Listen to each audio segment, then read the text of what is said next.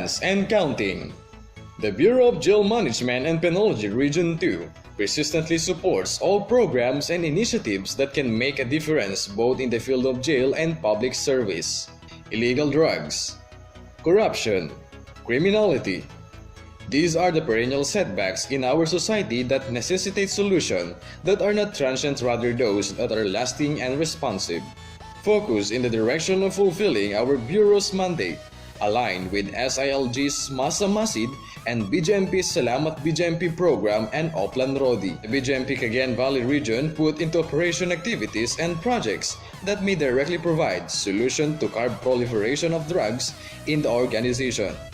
Police it ranks to deter them from using drugs nor be involved in any form of drug activities. Educate and incessantly advocate for a drug-free workplace and jail facilities and eliminate the use of drugs among personnel and inmates.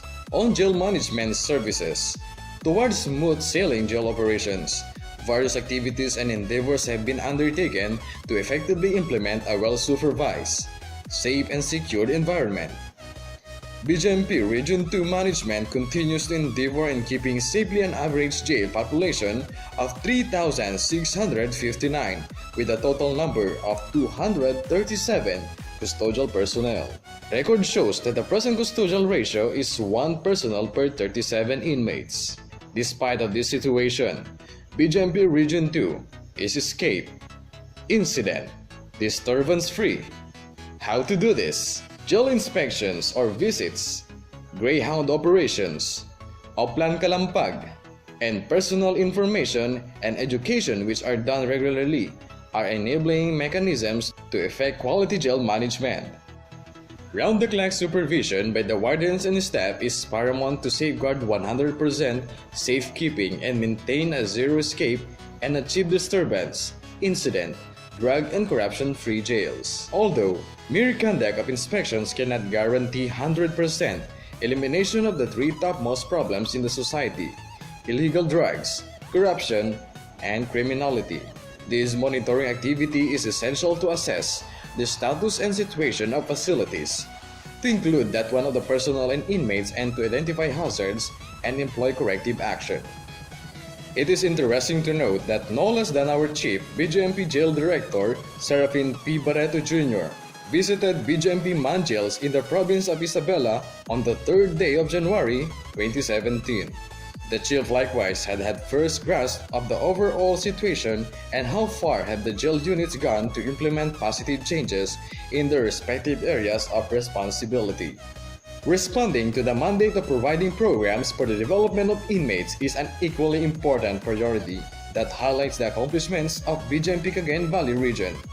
For the first quarter of calendar year 2017, the implementation of a variety of inmates, welfare and development activities anchored on the 4 components of the Therapeutic Community Modality Program: behavioral, psychological or emotional, intellectual and spiritual, and vocational and survival, do not only make the inmates of residence busy, but more importantly, empower them while they are in the custody and prepare them too for empowerment upon their release. Besides the TC morning meetings, keeping the TC structure and system in place and other behavioral development strategies implemented, skills training, alternative learning system, wide array of livelihood projects create a great difference in the lives of our clientele.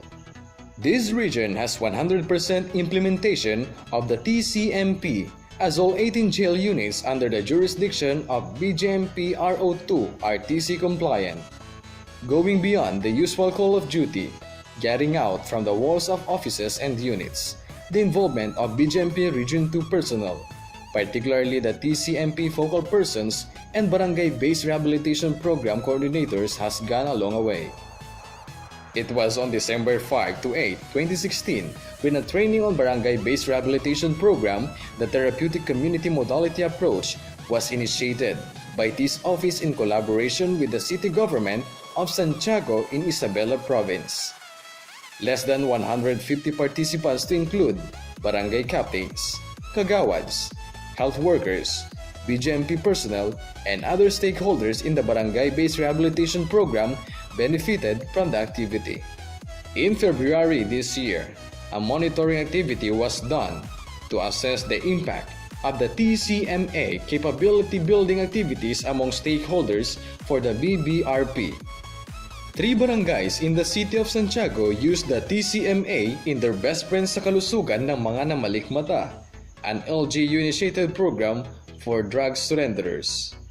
Paralegal program or decongestion.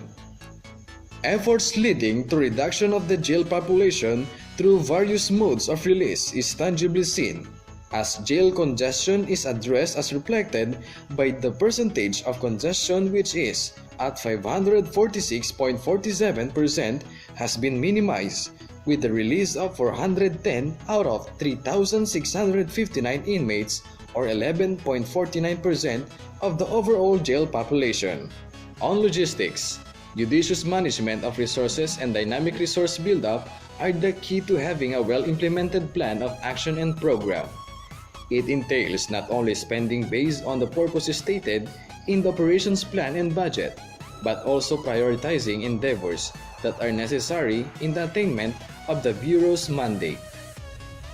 It also calls for initiative and resourcefulness in implementing activities and projects over and above the funds and logistics provided by the government. As such, fostering linkage and collaborating with partners and other stakeholders is a wise option to get things done with optimal result and impact despite of scarcity of resources. For this period, a total of 3,313,336.54 centavos was sourced from unselfish partners and stakeholders, which made the implementation of projects, activities and programs for safekeeping and development of inmates possible. Groundbreaking ceremony for the female dormitory of Cagayan City District Jail was held in February this year. This project was made possible through the initiative of City Government of Cagayan. The facility shall be a home to more or less 75 female inmates after its completion.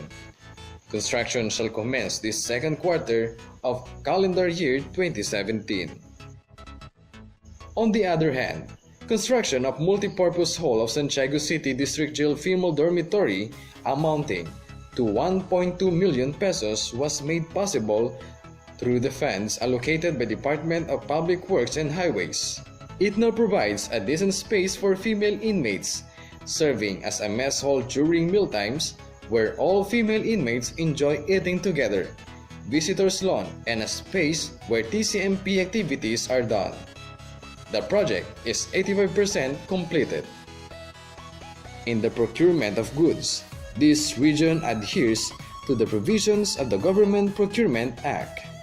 On human resource buildup, retention, and development. In February, requirement information drive was undertaken in different forums. It was done through a simple orientation among applicants during filing of their application, short lectures among students, on-the-job trainees, and the conduct of a recruitment information drive among criminology students of the International School of Asia and the Pacific. As for this year's regular quota for recruitment, the Health Office started off the processing of JO1 applicants through the conduct of initial medical exam among 83 contenders, only 70 who took the NLEX on March 12, 2017. The Health Office, through the regional psychologists, conducted written neuropsychological exam on 75 applicants on March 21 and 24. On promotion, 13 senior jail non-commissioned officers were promoted to the next higher ranks effective on the 16th day of January 2017. On training, 2 jail commissioned officers are on officers orientation course at the National Jail Management and Penology Training Institute. Besides the attendance of personnel in mandatory training or seminars, benefited 30 participants from the REECO seminar on inmates' welfare and development and services. 60 personnel participated in the workshop on Strategic Performance Management System, where all division, section, unit, heads and selected jail officers were present. The output of the SPMS workshop is the crafting of a model for Office Performance Commitment Rating and Individual Performance Commitment Rating, which was submitted to the Civil Service Commission Regional Office 2. Meanwhile, a seminar on media relations benefited 30 personnel. As BJMP supports the campaign and orientation on federalism, besides hosting the Bureau-wide orientation on federalism, its implications to jail service on March 2 this year, conducted by the Task Force on Federalism from the BJMP NHQ, this region initiated an orientation on federalism in coordination with the One Cagayan Federalism Movement. These activities led to more or less 100 personnel oriented about federalism. On rewards and recognition, 5 jails were nominated by the Regional Praise Committee for the grant of SPB seal, although none of these jails qualified to be recipients of the much coveted award initiated by our Chief BJMP, Jail Director Serafin P. Barreto Jr. This region strives hard towards making the jail facilities compliant with the SPB seal. It hopes that some jails will be among the awardees' next evaluation period. Moreover, this region has made it to the IDDU Awards, a paperless award system of the Philippine Information Agency Region 2 that recognizes women and women organizations for their significant and outstanding contributions in the community and national development. Meanwhile, a female GCO was also nominated for the Civil Service Commission's Search for Outstanding Government Workers, Pag-asa Award, and individual category. BJMP Region 2 is very supportive of the Salamat BJMP program, Oplan Rodi, the SPB, and the Masa Masid programs.